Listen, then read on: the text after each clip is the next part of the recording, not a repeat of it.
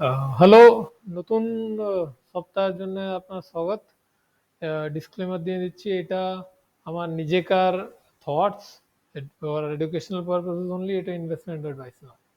তো নতুন সপ্তাহের জন্য আগে এটা ইন্ডিয়া গভর্নমেন্ট ইন্টারেস্ট রেট বটে, 10 ইয়ার বন্ডের 7.149 এসছে, এটা ডবল টপ হয়েছে দেখুন।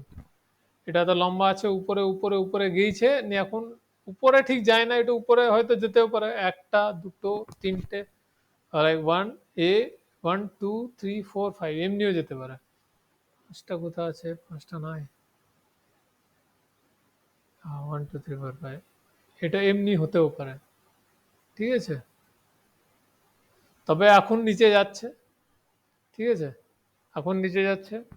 সেম ইউএস 10 ইয়ারও যাচ্ছে, অনেক বড় একটা কার্ভ হয়েছে, তাই না?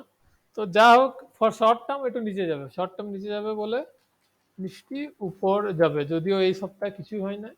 তবে নিফটি এখান পর্যন্ত যেতে পারে, তাই না? এখান পর্যন্ত কত হচ্ছে,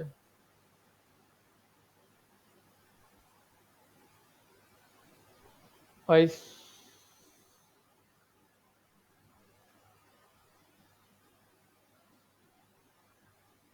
164, 23 200, ঠিক আছে, এখান পর্যন্ত যেতে পারে, নিয়ে আবার নিচে আসবে, ঠিক আছে।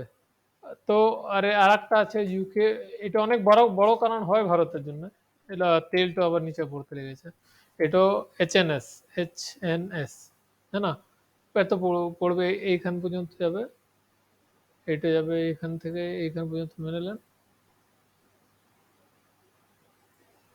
এখান পর্যন্ত পড়তে পারে 80, 79, 82 তো 80, হ্যাঁ না, ওখান পর্যন্ত পড়তে পারে। তো এই হলো সম্ভাবনা। মিড ক্যাপ কিছুই হয় না, একটু আবার নিচে লেগেছে, সব কিছুই করে নিয়েছে। সেম স্মল ক্যাপ আর সেম 500, সিএনএক্স 500 সেম জিনিসই হয়েছে। তো তারা উপরে যেতে চাইছে, নিফটি এর উপরে যেতে চাইছে না, ব্যাংক নিফটিতে প্রবলেম হয়েছিল, ওই যে কোটাকে প্রবলেম হয়েছিল বলে হয়তো। তো নেক্সট উইক আমাকে লাগছে উপরে যাবে, আজকে ফ্রাইডেতে অনেক পড়েছিল, উপরে যাবে ইন্টারেস্ট রেটের জন্য। ইউএসডি আইএনআর দেখলেন, এটাও এইচএনএস করছে, ঠিক আছে। তারপরে দেখলেন ডিক্সি অনেক পড়েছে।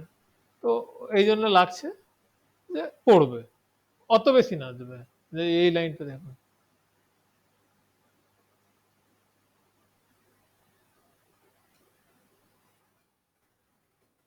এই যে কে কালো করে দেয়,